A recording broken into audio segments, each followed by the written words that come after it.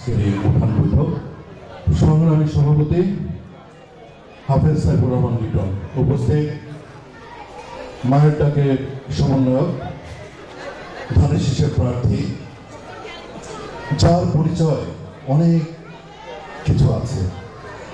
আজ থেকে 12 বছর আগে স্বৈরাচারী শেখ হাসিনা যখন সারা বাংলাদেশে হত্যা চালিয়েছিল, একের পর এক গুম শুরু করেছিল, তখন আমাদের এক ভাইকে গুম করা হয়।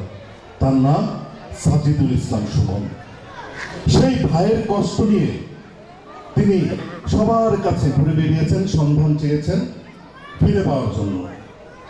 ফিরে তো দেননি, উল্টো নির্যাতনের শিকার হয়েছেন। তারপরে তিনি দেখতে পেলেন যে এরপরে একের পর আরো অনেক গুম হচ্ছে। তিনি আর সহ্য করতে পারলেন না। তিনি তখন শুধু তার ভাইকে ফিরে পাওয়ার জন্য রাস্তায় নামেননি, তখন সারা বাংলাদেশের এই গুম হওয়া পরিবারগুলোর একত্রিত করে তিনি প্রতিবাদের আওয়াজ তুলেছিলেন। কার বিরুদ্ধে? স্বৈরাচারী শেখ হাসিনার বিরুদ্ধে। কি সাহসী এক নারী, রাজপথের অগ্নিকন্যা, যেখানে অন্য কোন রাজনৈতিক সংগঠনগুলো কেউ প্রতিবাদ করেনি, তখন আমাদের এই বোন বিএনপির পাশে, বাংলাদেশের জনগণের পাশে দাঁড়িয়েছিলেন।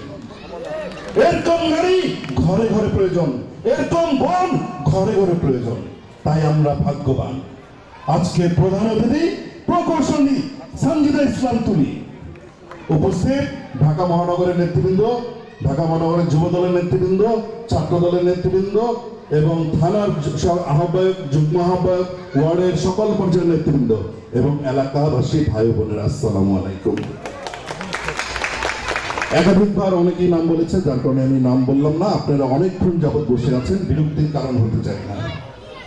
অনেকগুলো সমস্যা বলেছেন, এগুলো খুব ভয়াবহ সমস্যা। এই সমস্যাগুলো কিন্তু একদিনে তৈরি হয়নি, এক মাসে তৈরি হয়নি, এক বছরে তৈরি হয়নি। গত 17 বছর আওয়ামী লীগের, ছাত্রলীগ, যুবলীগ এরা নির্যাতন, নিপীড়ন করে অন্যায়ভাবে এলাকা চালিয়েছেন, শাসন করেছেন। শাসক এইভাবেই তৈরি হচ্ছে। এই সমস্যাগুলো অবশ্যই আমরা সমাধান করবো ইনশাআল্লাহ, যদি আপনারা ধানের শীষে ভোট দিয়ে বিজয় করেন। সকল সমস্যা সমাধান করা হবে। চাঁদাবাজ থাকবে না, সন্ত্রাসী থাকবে না, কোন গুন্ডা থাকবে না, কোন মালাক কারবারি থাকবে না। গ্যাসের সমস্যার কথা বলেছেন। এই আধুনিক যুগে যদি এই পাড়ের মানুষ এখনো গ্যাস না পায়, এর থেকে লজ্জার আর কিছু নেই। গ্যাস হবে ইনশাআল্লাহ। আগামী নির্বাচনের পরে, বিজয়ের পরেই প্রথম কাজই হবে গ্যাস সংযোগ। শিক্ষার কথা বলেছেন। দেখেন আমাদের নেতা 31 দফা তুলে ধরেছেন। 31 দফায় 25 নম্বর দফায় বলা হয়েছে, চাহিদা ও জ্ঞান ভিত্তিক শিক্ষা ব্যবস্থা বাস্তবায়নের মাধ্যমে ভবিষ্যৎ চ্যালেঞ্জ মোকাবেলা শিক্ষিত জনগোষ্ঠী গড়ে তোলার কথা। তাহলে সেই চিন্তা করলে শিক্ষার সমাধান হবে, পরিবর্তন আসবে ইনশাআল্লাহ। এলাকায় ইদানিং শোনা যায় এখানে ছিনতাইকারী বেড়েছে।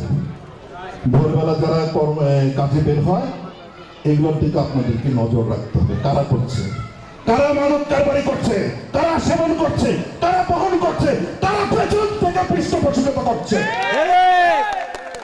কেউ শেল্টার না দিলে তো এগুলো করতে পারে না।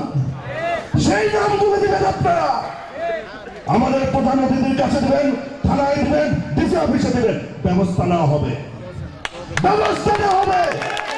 জনগণের চাইতে শক্তিশালী কেউ নয়, সে যেই হোক, তার নামে আপনারা আওয়াজ তুলবেন। আর কোনো সমস্যা থাকলে আপনারা বলবেন। আমাদের প্রার্থী আপনাদের সমস্যার সমাধান করার জন্য বসে আছেন, শোনার জন্য বসে আছেন। শুনে ভবিষ্যতে বিজয় করতে পারলে ইনশাআল্লাহ সমাধান হবে। ইনশাআল্লাহ ধানের শীষে ভোট দিবেন তো? আমরা বিজয় হব তো? আমরা বিজয় হলে বাংলাদেশ বিজয় হবে, জনগণ বিজয় হবে, আপনাদের সকল সমস্যার সমাধান হবে, আশা রাখি। আল্লাহ হাফেজ। আবার দেখা হবে, আবার কথা হবে। ইতিমধ্যে আমাদের মাঝে অনেকে উপস্থিত হয়েছে, অনেক নাম বলতে পারি নাই। আমাদের শাহরি থানার জন্য আহ্বায়ক জনাব মুসাফর